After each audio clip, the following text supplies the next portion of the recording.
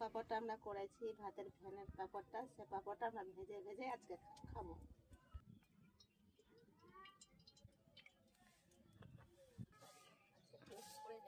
এখান থেকে আমরা শুকনো পাঁপড়গুলো নিয়ে নেব। আর পাঁপড়গুলো আমি ছেড়ে ছেড়ে করছি। পাঁপড়টা খুব সুন্দর ফুলছে, কত সুন্দর ফুলছে।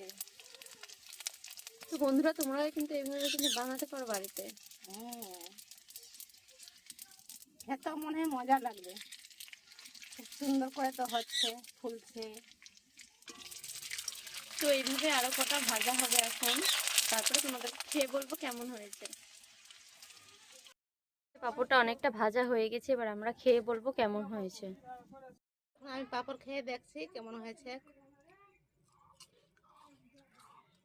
খুব সুন্দর হয়েছে, পাঁপড়টাও খুব সুন্দর।